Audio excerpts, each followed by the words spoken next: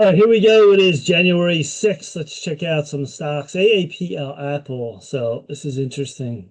Yeah, the April low, which has got 170, makes this channel for a month, about 4 months, 210, break over 210, go to 230, and then you go all the way to 262. And then look at this trend line up, high line, low line, and then we reach a high of 288.62.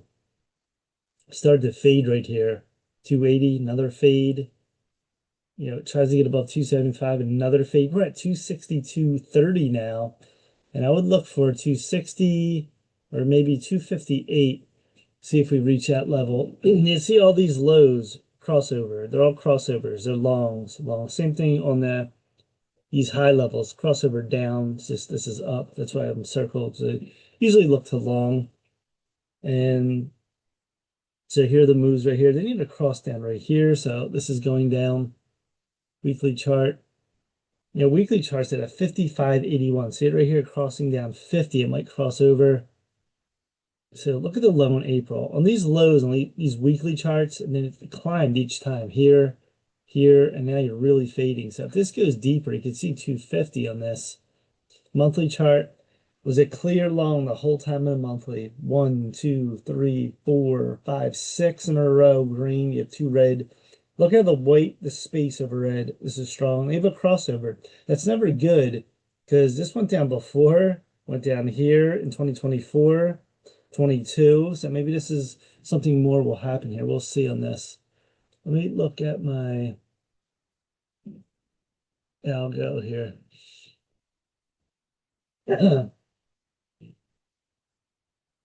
Let me see this. I'm going to see where, I haven't looked at this in a while, where the algo has it. All right, they have a cell 12.4, which is right here. So I usually change this to red on the algo. So if anyone sees my charts, looking back all the charts I've done, more recently I've started to do this. So the algo is going to be this lime green that's up. That'll be a short. And the pink is just an arrow, either short or long. You can see on the chart this is going long. So that's where it makes sense at to put it. Another short here, 1231. Right here.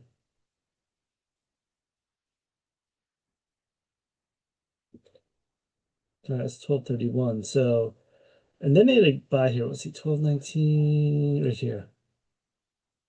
Now the algos will not be perfect at all. You have to try to make sense of it here. Okay, that's a short. You have your line up here, come down. It started to go sideways, very oversold, did cross over. So that is a good spot to try the move, but it didn't go up to 275 was it. Maybe a $5 move here. And then here's the short. So the short on 1231, you're talking about 271.86. You go down, you're at 262. This is working very well right now. So these are good moves. And, and I think let me see if there's news in Apple. I haven't looked at it in a while. Raymond James downgraded Apple shares today, signaling a reduced analyst outlook for the stock. That's what happened. That was at that was no, it's January 2nd. Okay, I was looking at FinViz here. Any later news here? Memory stock surge is short expected to worsen. Where's Apple? Any news on Apple? I don't see nothing particular. Apple starts with a downgrade. That was 10:42 a.m. All right, so you always look at see if there's information in the chart, see if it makes sense. Sometimes it's just technically, where you're at on the chart. And this was, rising very high, very fast since August in this daily chart.